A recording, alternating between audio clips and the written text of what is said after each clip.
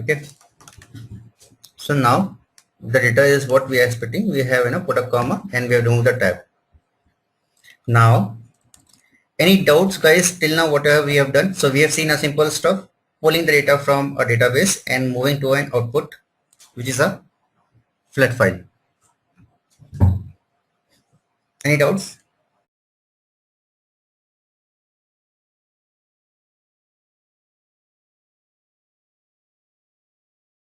So now, couple of things to notice here is, now let's see when you do this, at the bottom you will see a tab. Let me make it big. You'll see a tab here which is called basically a panel for the execution results. So when you run this, when you execute this, it will give you a summary of the things what is going on and what is happening inside the system. And in this, the main step is called as step matrices. So if you see here, we have two transformation steps. One is the source DB and one is the text file output, this one and this one. So you see both the step names. Now let's try to read this. So this is one of the very important thing, moving forward when you start working on it. This is the key feature. Let's see how to read this, what happened. So in the source DB, this one, let's talk about this. It doesn't read anything. Okay. It has written 22 rows to someone, and that someone is nothing but text file output. Okay. Input, it was a first step, is basically an input step. So the input happened is in the system, inside the Pentaho system, 22 records is the input.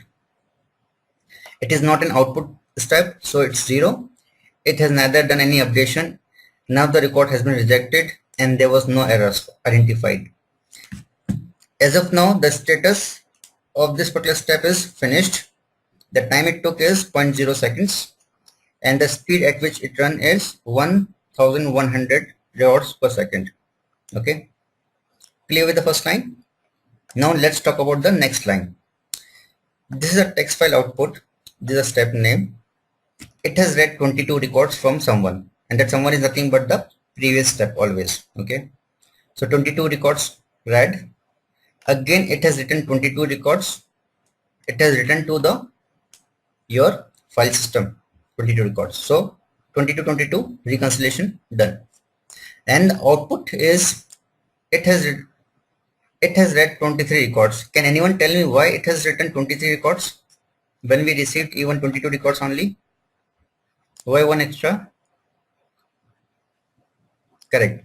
So there is a header. So it always keep a count. So we have put in header. So the count has increased to 1. Okay. So this is the one of the very important thing, because ETL is all about data, right? So once you are dealing with numbers, like you will be running in millions, so it will be easy and very quick check where your ETL failed and at what particular number of records your ETL failed. So by seeing this, you can quickly identify where is the issue. Okay, good so far. So this is one of the very key important part once you start working in the real life projects. The next tab is logging. So it depends, okay, how it fails. So the question here is, Ravi is asking is, does it stop if it fails or it continues? So it depends on the kind of error it will encounter. If it is encountered error something like, let's say system out of memory, the complete ETL will fail.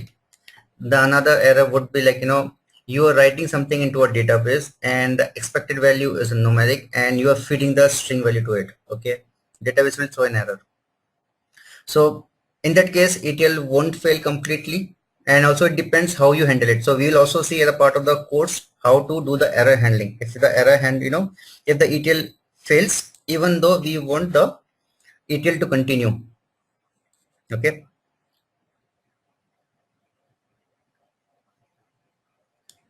No, you cannot go and see that.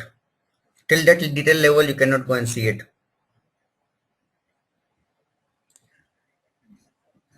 And also Ravi, trust me, people don't do that way, because ETL is, ETL runs at, I'll show you at what speed the ETL runs. It will be running, somewhere around 7,000 to 8,000 records per second.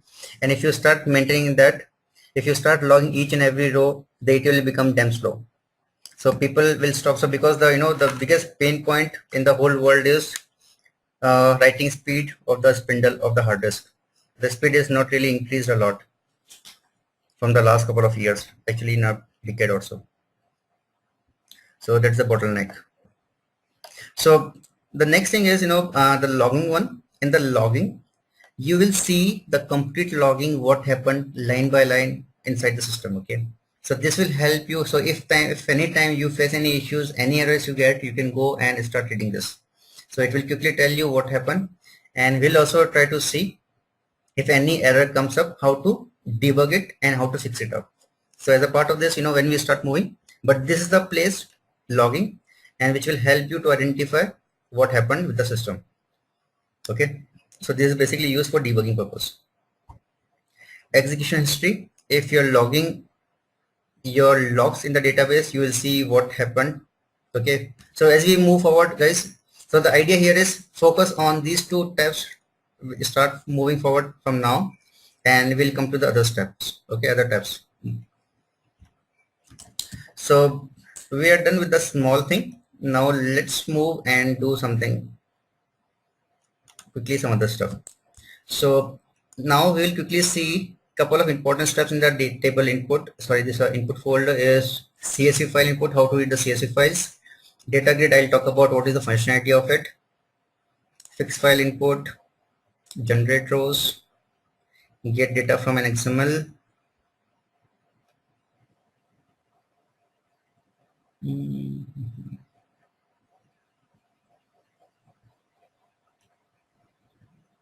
Table input we already seen. Okay, so these are the the steps that I have put on the canvas. These are the majorly widely used steps. So heavily used one is the source database. That is basically you are talking to any database where there's a columnar, where there's a relational. Okay, so this is the one step to use. Second, if you are using a CSV file, go and use this. If your data is coming in a text file, go and use this. If your data source is XML, will go and use this. These two different the steps available here is basically for doing a small quick POC. Okay, so we'll also see how to use both of them. So let's use one by one. Let's see the CSV.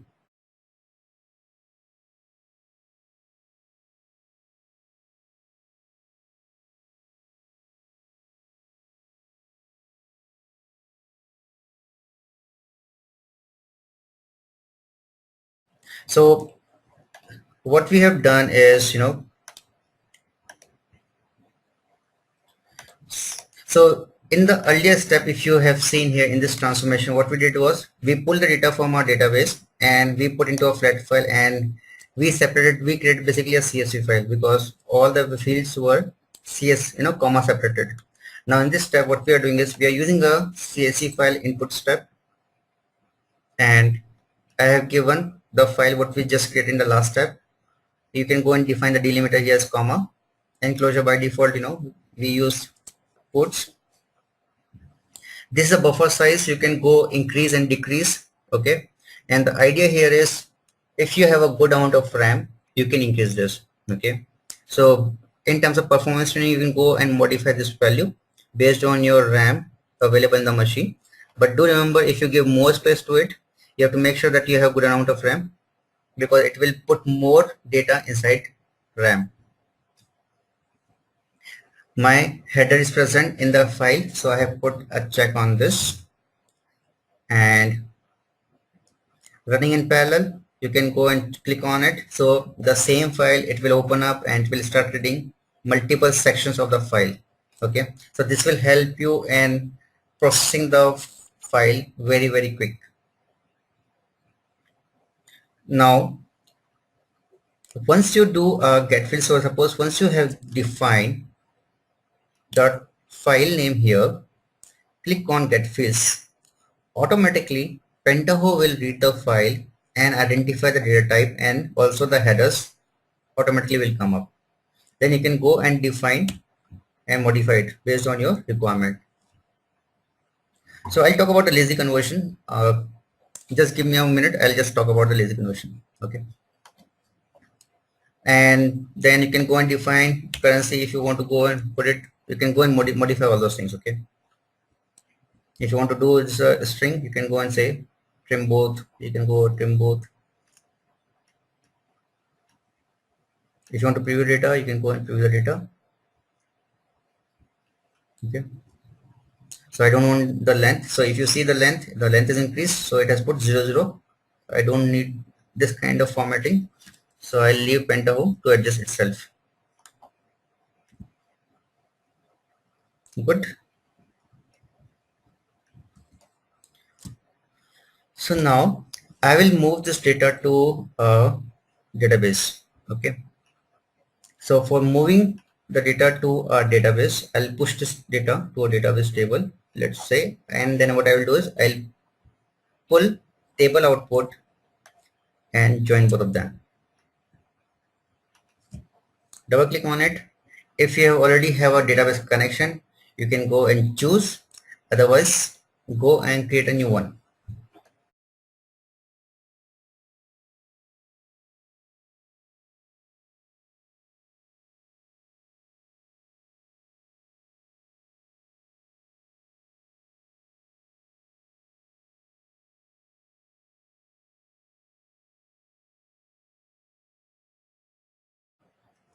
Let's say I create a new database.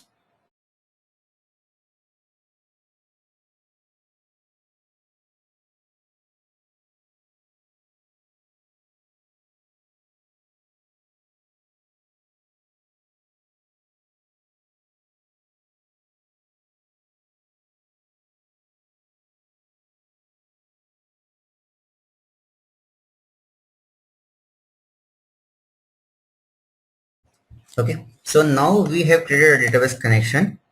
Now what I will do is I will go and I will move the fields coming from the back, that is basically from the CSV file, and I want to insert these fields into a database. So what I will do is I click on the specified database fields. I'll click on it, and this once I check in only it will get enabled. So click on get files. Okay, once you do a get fields, automatically all the names from the coming from the previous step will come up here. Okay, if you want to modify the name, you can go and modify the name. Okay, and you can go and define the table in which you want to insert data. So currently this is a new database we created, so we'll take Pentaho help to create the table quickly. So let's say sample table. Okay, and I want the names will remain common, will remain the same as coming from the previous stream. I click on SQL. Pentaho will automatically create a SQL script for me. Then I'll say execute. So when I say execute, the table is created in the database automatically. So Pentaho has created the database table. So I'll go here and I'll show you. So this is a table created by Pentaho. Okay. So you can, use Pentaho for creating n number of things, and it will save your ground root time, because even if you write a simple create table statement, it will eat up ground root time. At least we'll be spending around 5 minutes on that. So it's like in a fraction of seconds you can do all those things.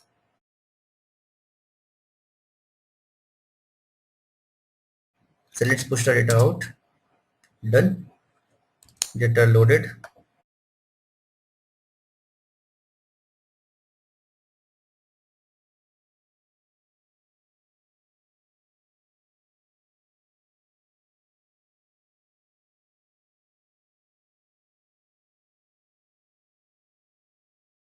So we have got 22 records. Perfect. So data matched. So data reconciled. Okay. So if you see here again, CSV file, read written 22 records, input 23 records, time taken 0 seconds, microseconds it has taken, 11,500 records per second. Then table output, read 22 records from the back, written 22 records to a database, output is also 22 steps. Finished. Okay. Now, any doubts till here? So we have seen how to see, how to move data in and out. So what we have seen till now is we have done two things out of ETL. That's basically the whole purpose of the ETL tool. We have seen E, which is stands for extraction, and L,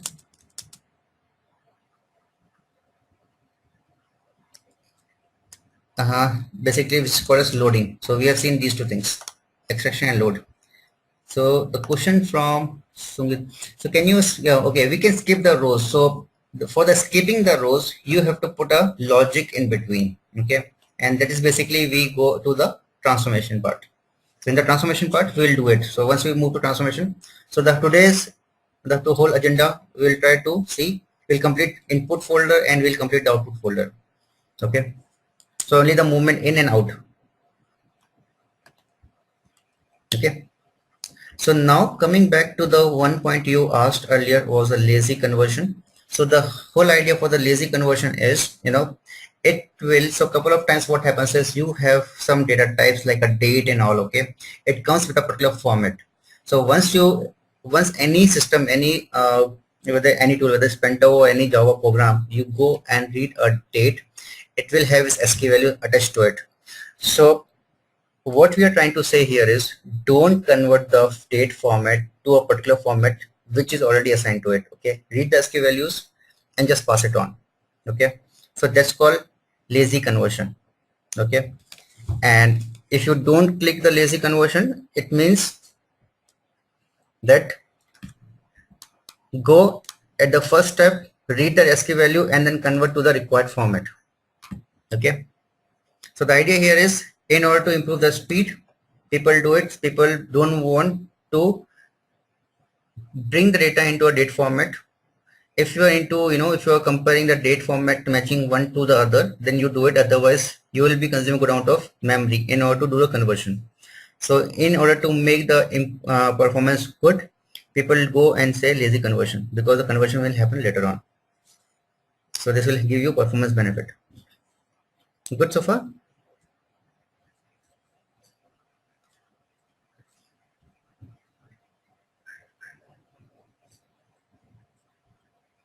So you will be saving one step of processing. Good. So let's do one thing now. Let's see. So we have seen table input. We have seen CSV. Let's talk about, okay, we also forgot about one more thing. People also use Excel. So maybe if you guys are from the finance industry, you will see Excel a lot because finance people love Excel sheets. So you will also see this step. So we quickly create one Excel sheet and we'll try to move the data out. Otherwise, I'll create Excel sheet here.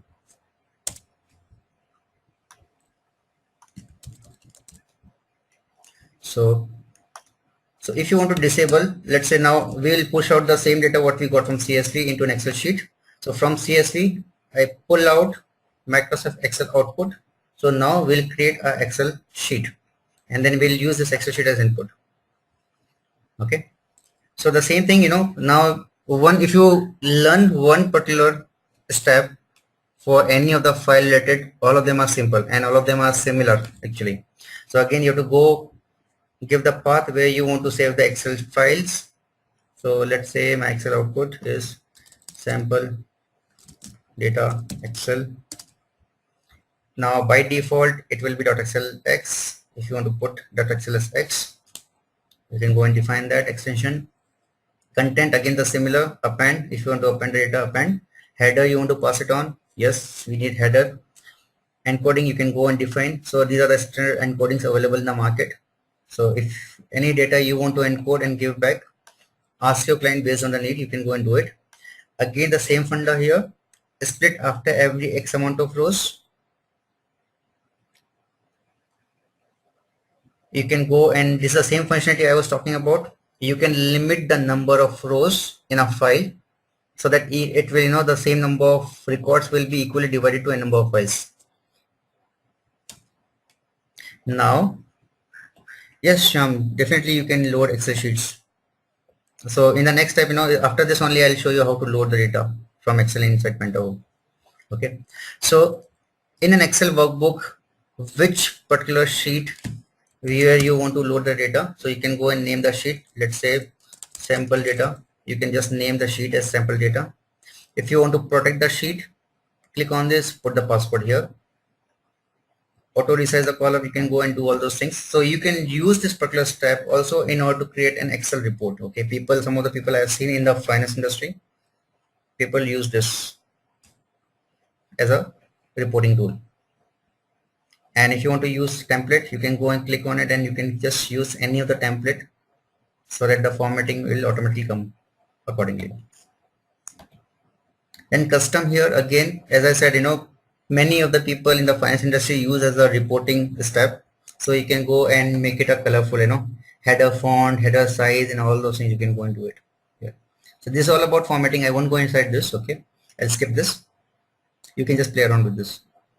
Now the fields, again, click on get fields. It will go and come, and based on the format you want, you can go and select the format, how you want to display the data. Okay. Now save it and run it. So it ran successfully. Status finished. It took 20 seconds. Let's go here and you'll see Excel file generated. So you have 22 records. The data match. Good.